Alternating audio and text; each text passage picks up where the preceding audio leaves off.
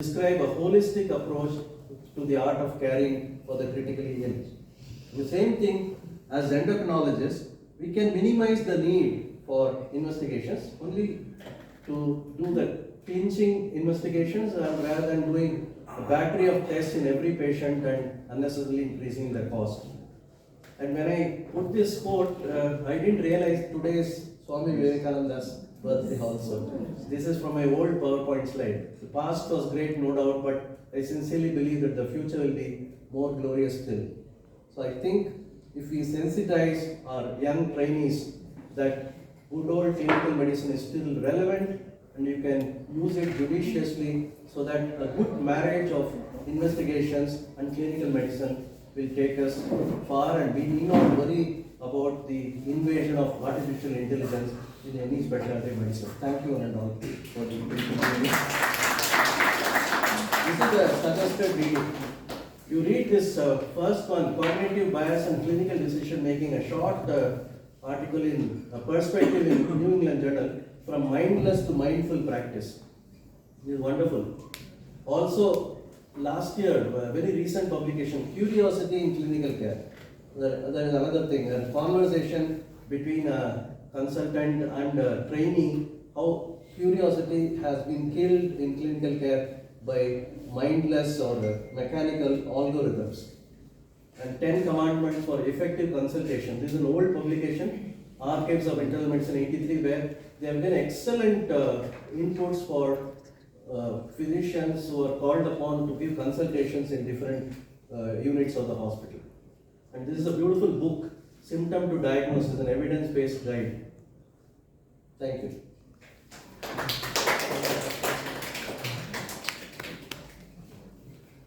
I invite questions, comments, and Dr. Andrajan, Dr. Anna, Dr. Dinesh is there. Questions and. I think it was a very insightful lecture, because I think we are all in the we are all being pigeonholed into specialist boxes now, and we are not. We are wearing blinkers, like horses that run on the streets, not thinking outside the way.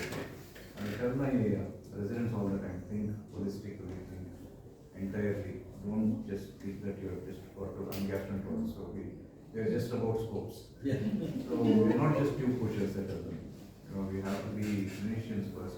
That is our foundation. That is our first floor. That's our second floor. The gastroenterology is just a little bit extra that we can do. Unfortunately, the way our corporate healthcare goes and how things go, complete. I mean, your case where you showed the abnormal LFT and the dyslipidemia, and people not thinking of hypothyroidism. Simple things like that which can be solved without, otherwise the patient would have had an MR, would have had a FITO scan, would have had, serology, and at the end of it, nothing would have been found. So I think thinking right at the basics is very important. I completely enjoyed the lecture. Thank you. Today's talk was a reflection of a lot of mistakes that what we have made in our practice. And probably I think we minimize that. No, the most important is you have to enjoy what you're doing, and you can enjoy what you're doing only if we read something about the past. History should be made compulsory. And the history of medicine should be a part of the curriculum, because that will definitely introduce a humanistic, like for instance, Wilson's disease. How many of you have read the original publication of Wilson? And it was Wilson's student thesis. Some 200, I think, 500 pages, or I have his original document. I just downloaded it. And every patient detailed record, and then the pattern has been identified with all the pictures of that time and a vivid description of each case, and then that's how the case was later the disease was named after it. So most of the original reporters were all in psychiatry, what is it called? Touré syndrome. Touré was actually a student,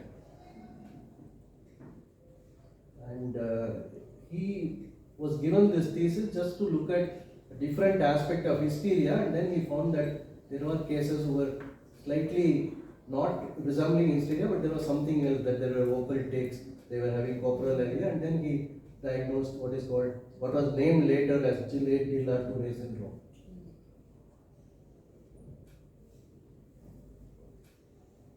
Any questions from PGs, trainees? You can share your experiences where you initially went wrong and then something which made you change your diagnosis.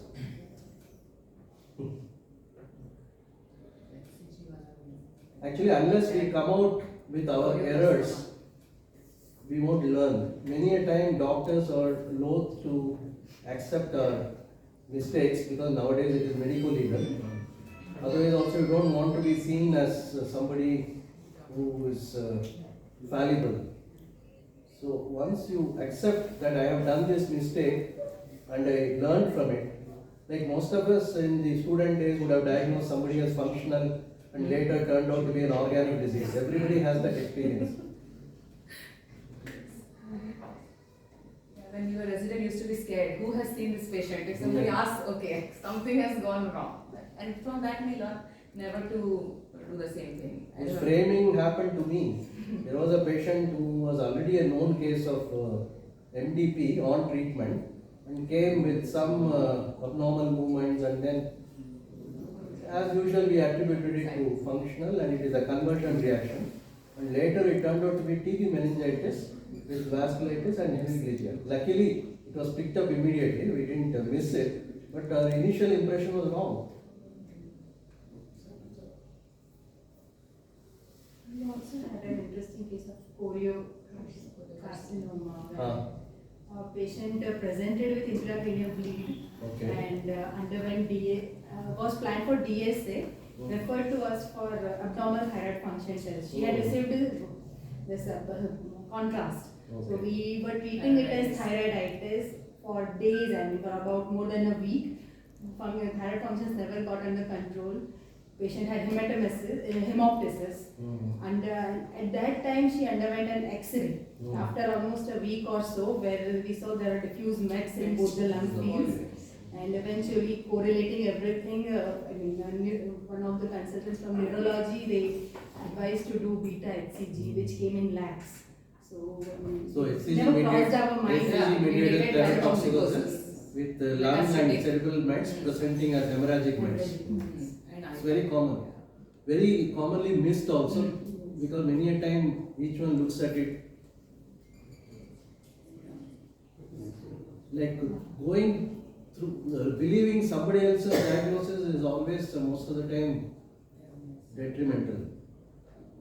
I still teach many of my residents my first year residency experience, where I was posted in ER and a patient had undergone endoscopy in the morning, and the gastroenterologist had given Buscopan injection IV.